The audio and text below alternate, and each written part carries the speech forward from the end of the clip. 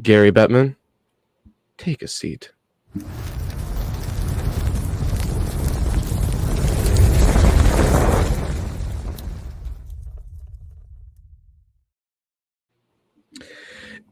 The NHL has always tried expanding, and we all know this.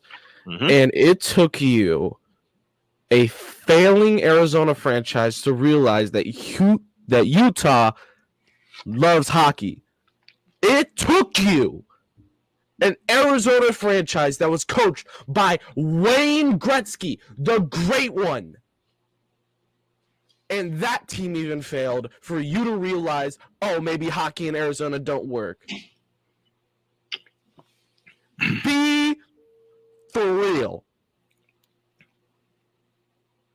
I am sick of it's not just Gary Bettman that does this stuff too. It's every commissioner. Yep. What can you not get through your head that these cities love these sports? Mm-hmm. It's the same old story every season. You want to know what league is actually kind of listening? The WNBA, because they're still expanding. Yep. We're getting Seattle. We're getting a San Francisco team. Golden State. Which I'm sure our friend Allison will be talking about later on in hour 2. And we get, I believe what I've heard, we're getting Portland. P-O-R-T-L-A-N-D. Portland. And also Toronto. And Toronto. WNBA is getting their first Canadian team in a while. Mm-hmm. But yet you took 20 plus years, because the Arizona Coyotes existed back in the 90s. Yes. It took you 20 plus years to realize that Utah deserves hockey? Roger Goodell, it took you how many years to realize that London loves American football? The thing is, I don't even remember the NBA commissioner's name, and I'm glad I don't. It took you how long to regret moving the Thunder out of Seattle? Yeah. That was done by the hand of David Stern, and the name you're looking for is Adam Silver. He has not corrected the problem. But he allowed it. That's the thing. Every relocation must be approved by the commissioner. Mm-hmm. And who the absolute allowed Houston to move to Tennessee in the NFL? The Houston Oilers was a fine team. I know there was financial struggles. That happens with every new team. But just straight up moving them and making them this washed organization where careers go to die next to Cleveland is ridiculous. We have 2 teams, and you heard me right, 2 teams in the AFC that careers go to die. There's maybe one in the NFC, but we got 2 in the AFC. 2 out of 14. 4 teams per division.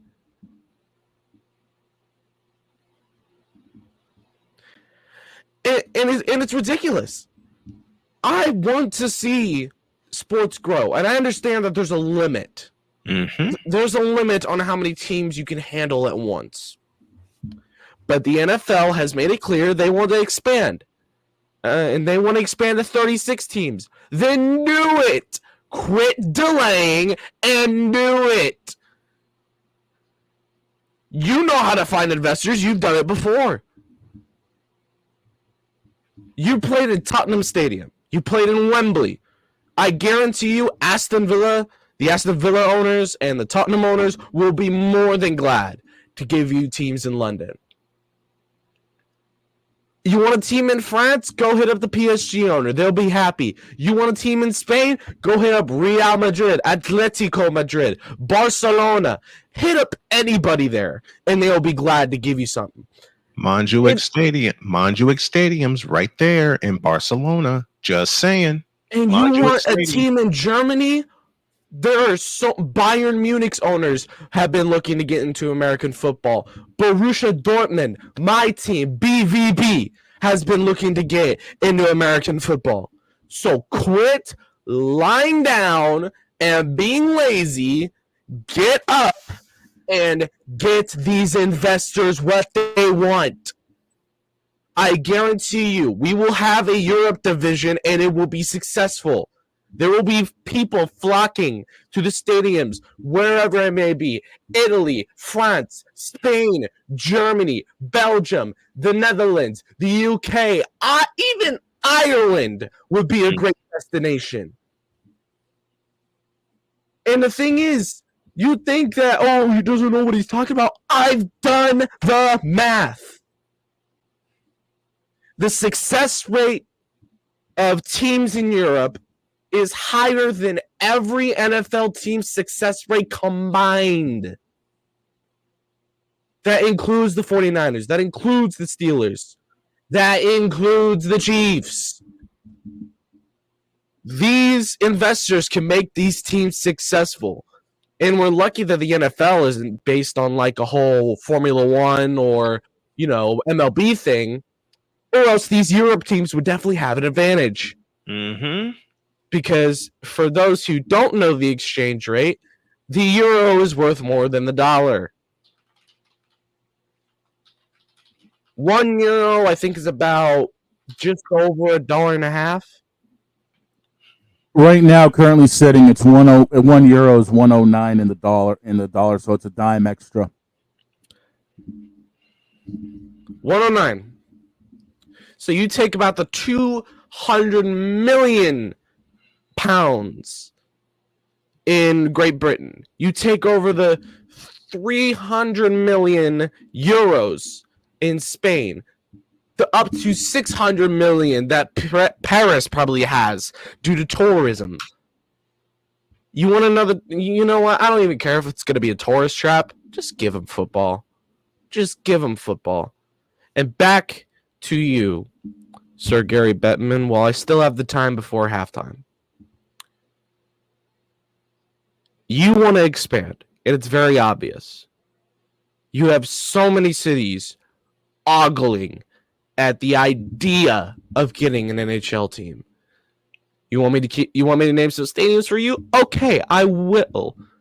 I can't name stadiums, but I can name you cities. Atlanta wants an NHL team. That's very obvious. Atlanta's wanted an NHL team back since the Thrashers. Kansas City, my city, wants an NHL team. We want a Big Four. We're not going to get an NBA team anytime soon, but we'll take an NHL team any day of the week, and I guarantee you those games will be sold out. Yes. I don't like OKC for the Thunder, but OKC hockey sounds amazing. Give me OKC hockey. Hell, we got Seattle. True. Yeah, we at least have a Seattle team, so we can't complain about it. We got Seattle. But now Seattle has the Seahawks, they have the Mariners, and they have the Kraken. Y'all know what's missing. The Sonics, the Supersonics. And I think I'll hit that when we come back. But Gary Bettman, you have multiple cities. You want to know how much a KC St. Louis rivalry would sell out? It would sell out every single game because the KC St. Louis rivalry in sports has been alive for decades. It's real. St. Louis Cardinals and Kansas City Royals. Boom. That's an amazing rivalry. I don't think I've ever been able to attend a game because the tickets are always sold out. Sporting Kansas City and St. Louis SC always sold out. Here's another opportunity for you. St. Louis doesn't have basketball either.